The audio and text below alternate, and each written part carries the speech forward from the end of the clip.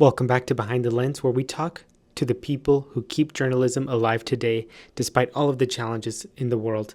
Today I'm talking with Lydia Terrazas. She's an award winning national network correspondent with an incredible journey.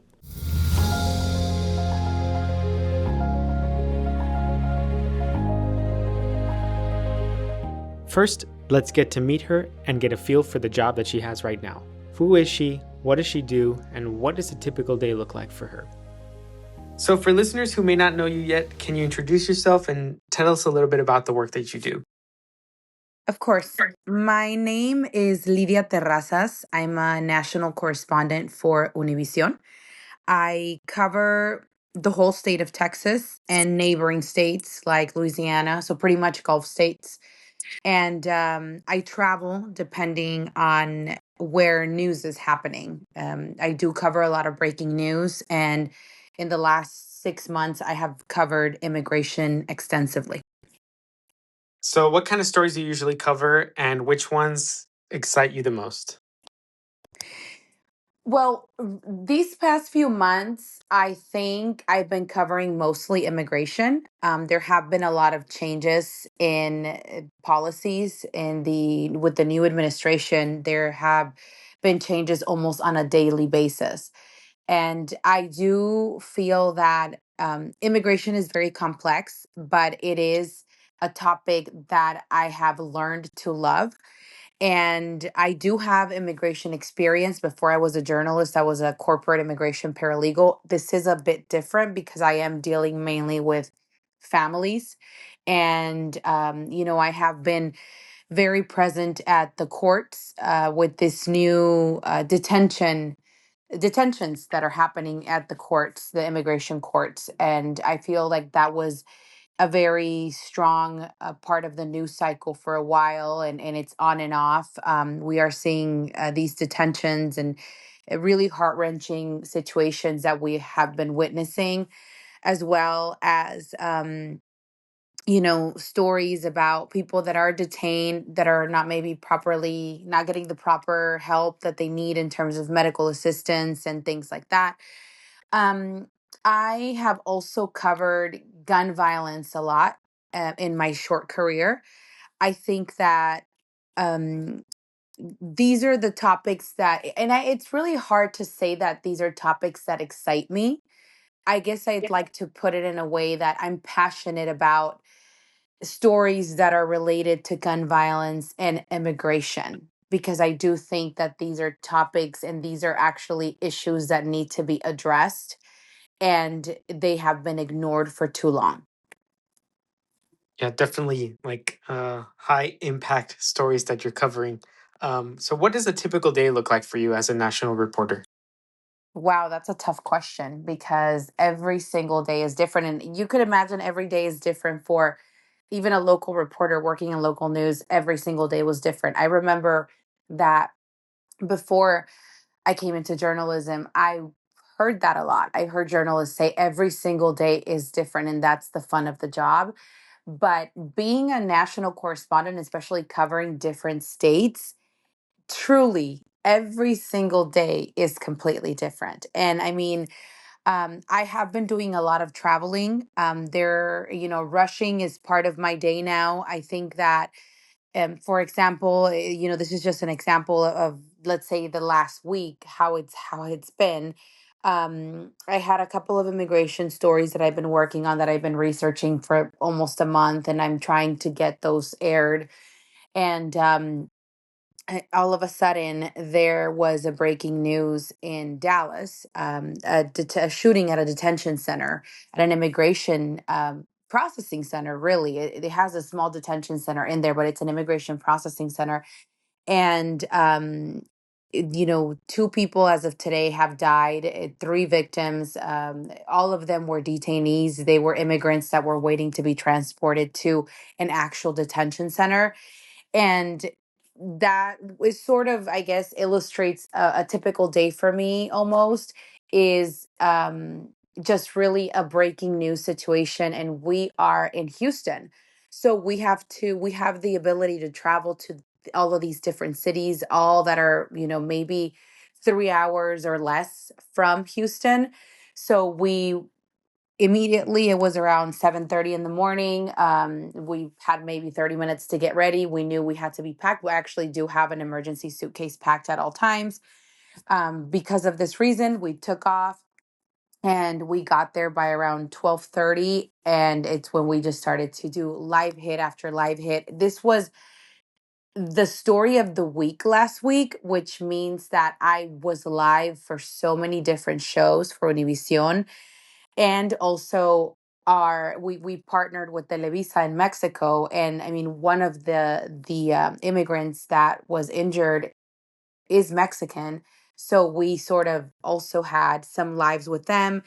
But of course, between that time, we had to work on an actual news package with the latest to be able to present that live for our main national newscast, which airs at 5:30 Central Time. So it's just really a little bit of everything because there's that, but then it could also be, a story like the one that we are possibly going to air tomorrow, where we have been working on the story for a month and we've been waiting on, response from ICE, and we've interviewed the person that's affected. We've gathered material like videos, and we are sort of working on something that maybe, we'll have time to really organize and edit and produce in a way that it's very carefully done. But that's rare. I mean, lately, the way that the news cycle is in this country right now, there is a lot of breaking news, and we every single day is just something new, and we are running around from one city to the other. Now that we know what she does on a day to day basis, let's take a look at how she got her start in the journalism industry. So, going back to how you got your start, how did you end up in journalism? What was kind of like your career path to get where you are now? Wow. So I've always said that I've lived my life backwards. I do have, you know, um, a story that, I mean, everybody has a unique story, I guess. I can't say that I consider it unique because I think we all have our own path, but I started working very young. I do come from a household with a single mom, four kids, and I've worked since I was really young because to help my mom. So, we used to have an ice cream truck at first because my mom didn't speak English and she's hard of hearing. So that was a little bit difficult for her. And we had an ice cream truck. And we sort of that was sort of how we started. Used to work in the fields in Yakima, Washington in the summers with her to help her. I was about 13, 14 at the time. And I think because I was so young and I'm the oldest of four, I felt that responsibility to help my mom. And I feel like I've always been her right hand. So I worked really young. As soon as I was of age to get a full time job, I did. And, we were part of that group of people that lost their home in 2008 during the market crash. So we lost her home, and I was about 17 when we lost her home. So I was, started working full time. My mom wanted me to go to college. I tried. It was sort of I felt like I would needed to be more responsible than go to college. And at that time, honestly, it was a good call because she did need the help. So I remember that I started working at Discover Card, and I was in the call center. And Discover Card really helped a lot with my development. So I remember I worked there. We came up with this idea. I was the person that was going to be able to get us out of that situation. We lost our home. We weren't doing so good. I was, already 18, about to be 19. There were so many homes that foreclosed because of the market crash. And I remember trying to build my credit within 6 months. I was so young. I was 19 years old. And we decided we were going to look for a home. I think my biggest thing was I wanted my younger siblings because they were at the time 14, um, 11 and 9.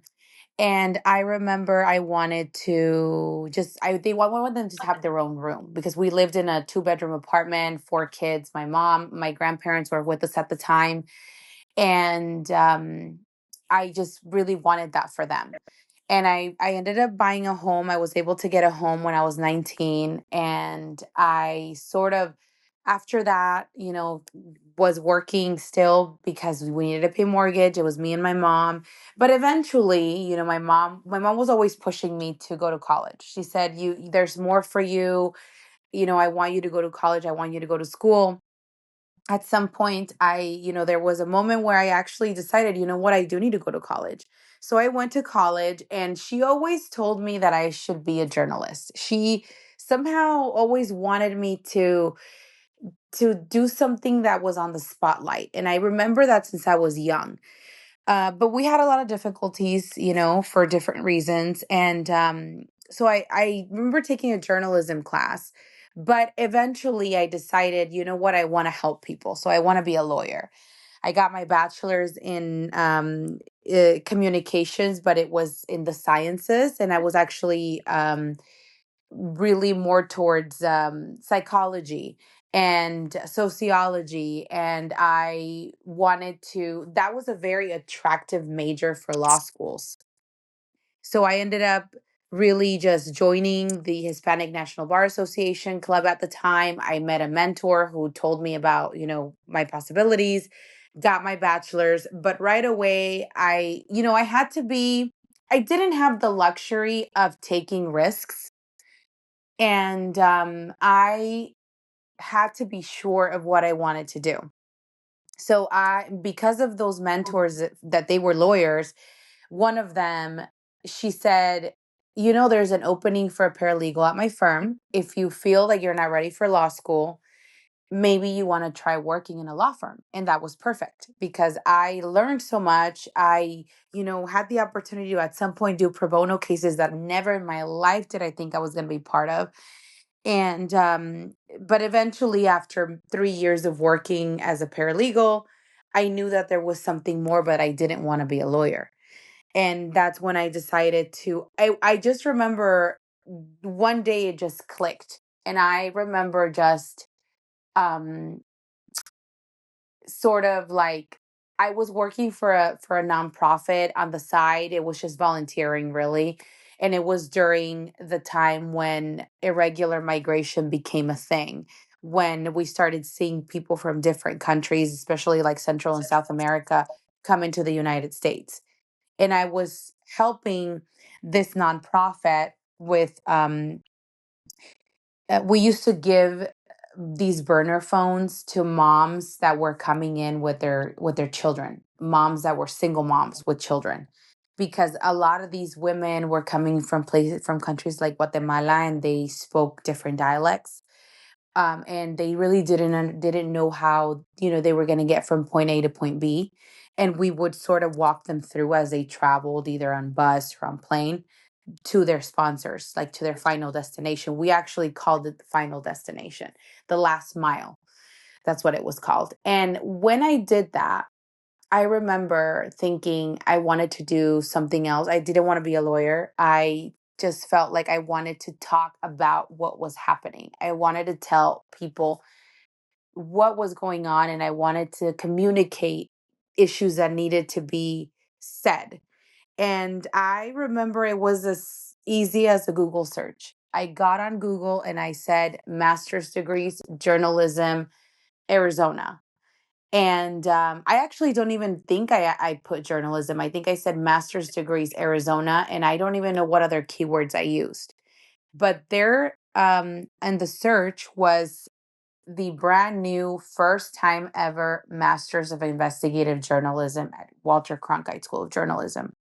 I graduated from ASU, so I was familiar with ASU. Cronkite, of course, was something unattainable for me when I was younger. So I decided to go just ask about it. And when I talked to the dean and one of the coordinators, I will never forget that meeting. little old me, telling them about my story and about what I did. And they actually were somewhat familiar with what it takes to be a corporate immigration paralegal, especially during the first Trump administration. And they seemed impressed with the stuff that I knew. And I, they offered me a fellowship. So they offered me a fellowship, total fellowship, a scholarship for my program. Of course, I had to stop working, which I had never done because since I was 13, I worked. And at that moment, I was already in my, late 20s. So it was sort of like a new world for me because it was like I was a teenager again. I was 18 and I was actually living the life that maybe I was supposed to live when I was 18, 10 years later. So that's sort of how I ended up accepting because of the fellowship and the fact that they helped me financially, I was able to do it. And, you know, that's sort of how I started my journey into journalism. The program was amazing. I traveled to Panama. I was in the Darien Gap, and that's when intercontinental migration was becoming a thing. And I was able to see these like hundreds of people at these camps and that were trying to get to the United States. Um, and that trip really, really fueled me. And after I graduated, I went back to being a paralegal because I didn't think I was going to actually get a job. I just had a lot of doubts, even though I loved what I did in grad school. So I was a paralegal for about a month and a half, and then I got a call from one of my professors, and Rick Rodriguez. I mean, he is amazing, and he changed my life. He is one of those people that I say, if it wasn't because of him, I don't know where I would be. Um, he said there is this job in Nogales, Arizona. It's a special project reporter, and you're going to be working directly with communities, and you're going to do long form stories about issues that are affecting the community at the border. That was perfect for me. So I moved to Nogales, Arizona. It was about 2.5 hours from my house. I was only there for about 3 months because, one of the stories I did was a breaking news story that it wasn't part of my project, but there was nobody else. And that story sort of blew up. And that's how my old boss, Moana Ramirez in Univision San Antonio, saw the story because of someone else that she knew. And she called me about possibly being on TV. Didn't ever think it was sort of just a world that I had. I mean, I'd never been live. It was, definitely something unexpected. I didn't expect to get the job, to be honest. I mean, I had no experience whatsoever, but um here I am. And then since then, how long were you there before you moved on to the national I network? I was in San Antonio for 2 years exactly. I moved to San Antonio. I left the Nogales International, the newspaper, and I was in San Antonio maybe a month after that interview when they told me I got the job. And I moved to San Antonio in August of 2021. And I was in San Antonio for 2 years. And after the 2 years, I had already been offered a job at the network, but it was there was sort of they ended up hiring another reporter. And it was, even though I had been offered the job, I knew that they had been looking at me for a while because I covered the school shooting in Uvalde at Robb Elementary School since the day it happened, and I did cover that extensively. There was a lot going on in Uvalde for a very long time, and even as of today. And I was able to actually interact with a lot of the like network talent because they were coming to Uvalde, but they didn't have the contacts I did.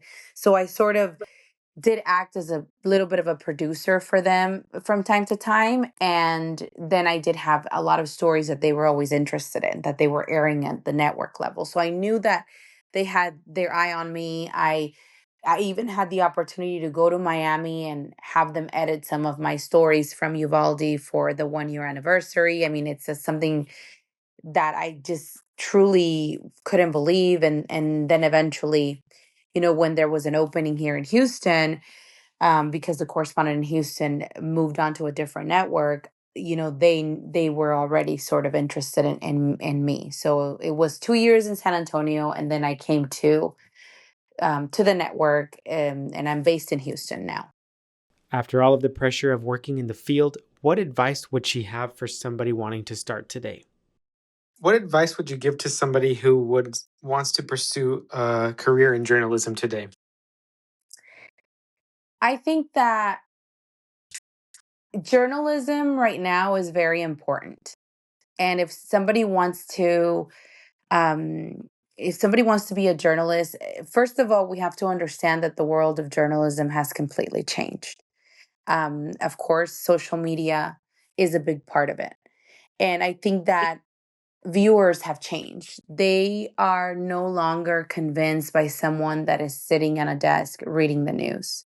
They want to make sure that they're getting their news from somebody that knows what they're talking about, that they talk to people that are affected, that they looked up statistics, that they researched, that they called people, that they corroborated information. And I think that's extremely important. And it is imperative to be able to shift and to understand that it's not just makeup and looking dressing up or looking a certain way. No, journalism has completely changed.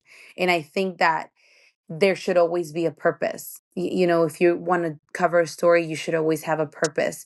And another thing that is very important is that um it is also not PR for anyone. We are here to do a job and to be make sure that others understand what's truly happening and to question authorities. I think that to be a journalism today, you need to love this job, and you need to understand that it is a lot more than what it used to be. You need to actually be willing to put in the work, and that we have to remember that the story that we're talking about is someone's life altering events.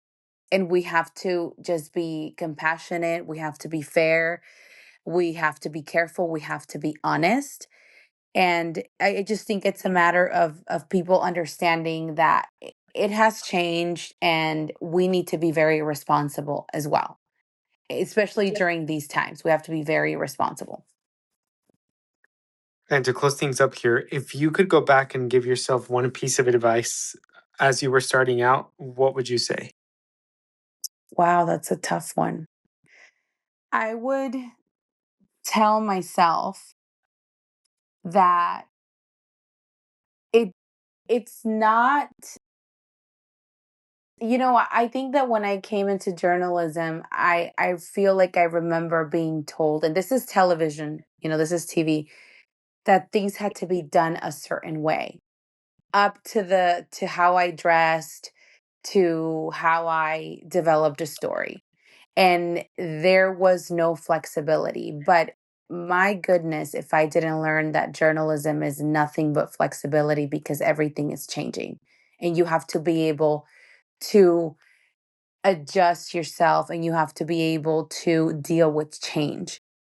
It almost seems like journalism is change. And no, it doesn't matter how long your hair is. No, it doesn't even matter what you wear anymore. What matters is that you're able to understand that this is something that changes, and it's proven with this new cycle that we're seeing, and we just have to be ready to take in the information and be able to tell everyone the easiest and the most simple way possible what's happening. I think I would have just told myself to be more patient with myself and to be flexible, and that it's going to be okay. That if I feel that something isn't right, a producer pressuring you, or somebody who doesn't understand what it's like to be out there in the street, it shouldn't, if you feel like it's not right, if you feel like you need more time, and if you feel like, you don't have all of the information, you need more time, it's okay to voice it. It doesn't have to be, it's really just not black and white. Every story is different, and every story is going to be developed different. So just that, I guess. Is there anything else that you'd like to add that I might have missed? No, it's just the fact that this industry is changing, and we need to adapt to the changes in a responsible manner. That's pretty much it. And again, um, our job is to question authorities, and I think that that's more important now than ever. We are not here to do PR, for anyone, and that's really my message. And journalism is truly the best job in the world. Thank you for listening to my interview with Lydia. You can follow her and see all of her work through the links in the description of this episode. Next time, we'll talk to a person on the management side of things to see what it's like leading a newsroom in today's world. Thanks.